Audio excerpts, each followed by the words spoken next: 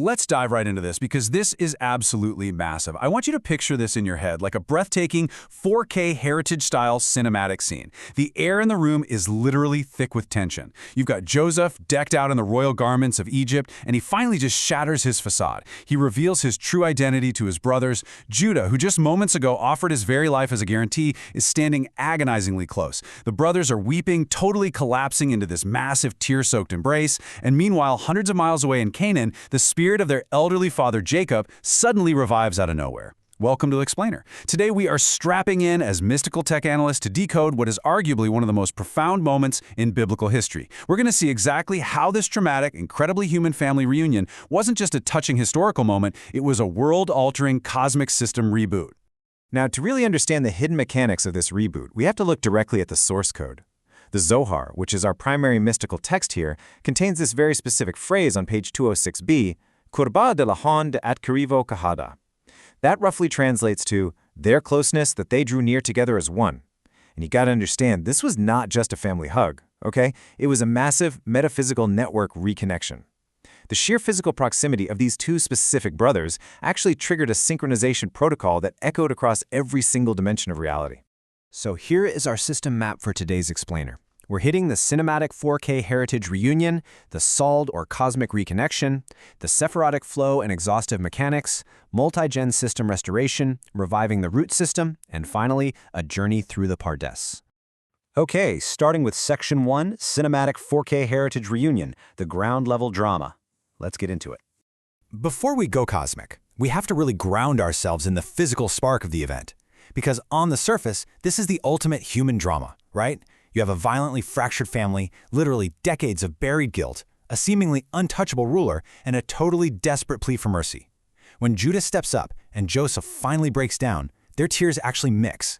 And in response to that physical action, I want you to picture an anime-style cinematic wave of restorative light erupting from that very room in Egypt. Our physical actions in this world are literally the levers that move massive cosmic machinery. So this shockwave of light spreads across worlds, sweeping through the spiritual realms and pouring directly into the physical cosmos. All the color, the sound, the basic vitality that have been totally drained by decades of cosmic misalignment, it just begins flooding back into creation. The healing of the entire universe has officially begun.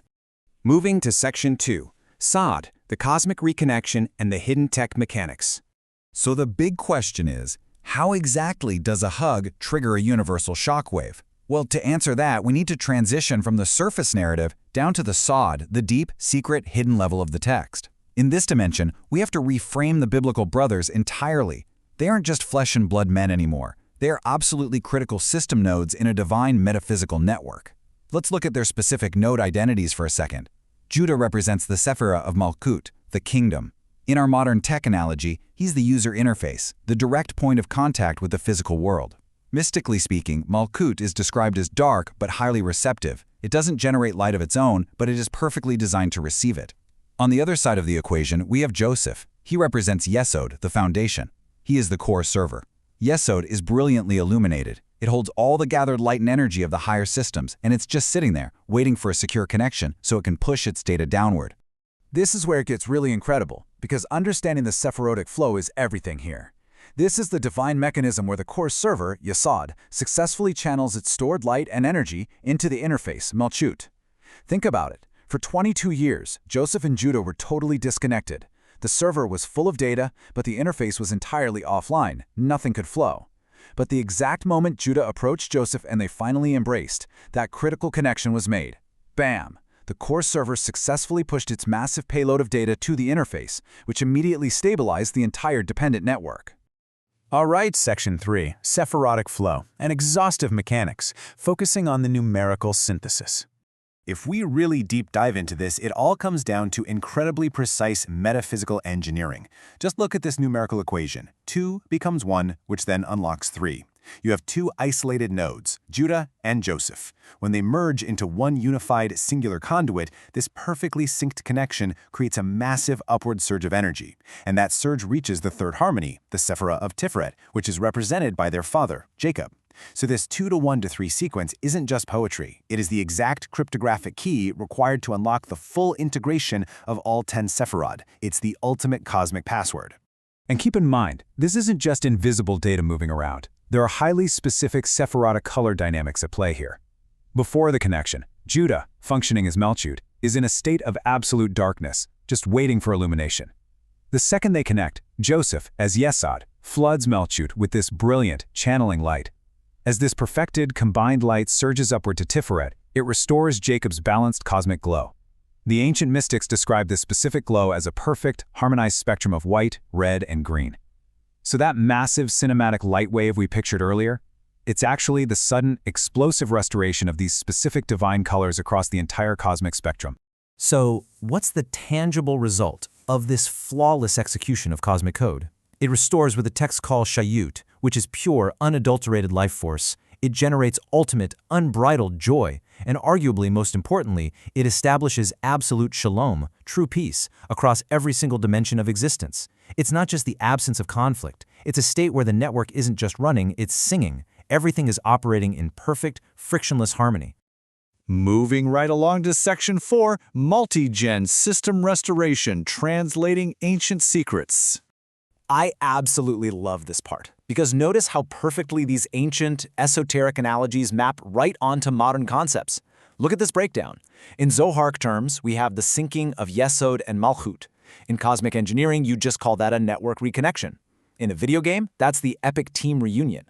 The Zohar talks deeply about shalom. Engineers call that system stabilization. Gamers, they know it as unlocking global peace mode.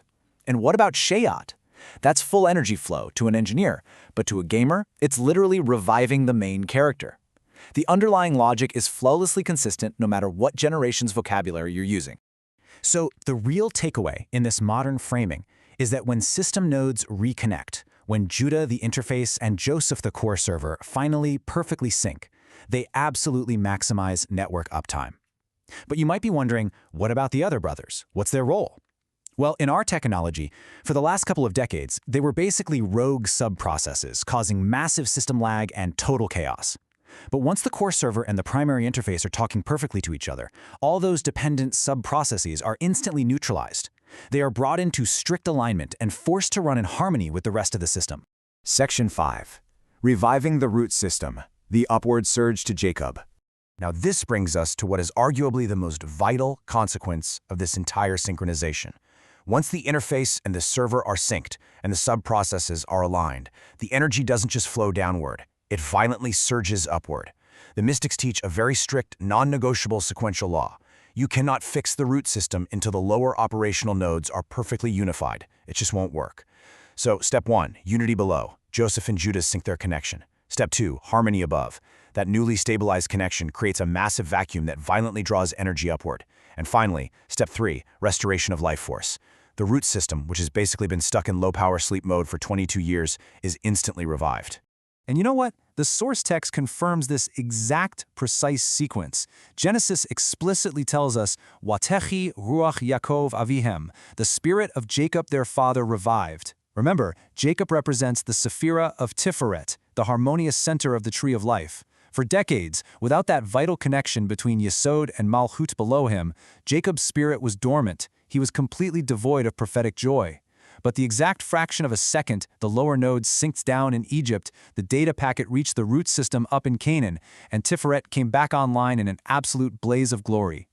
Just to summarize this breathtaking cosmic architecture for a second, Jacob is the root system. The brothers are the sub-processes. The world itself is the network. Think about it. When Judah and Joseph disconnected as kids, the network crashed. Famine literally struck the earth, and the root system went totally dormant. But the minute they reconnected, the sub-processes fell into line, the entire network flooded with light and sustenance, and the root system sparked right back to life. It is a flawless, seamlessly integrated cosmic machine. And finally, Section 6, Journey through the Pardes, Improving Your Dimensions.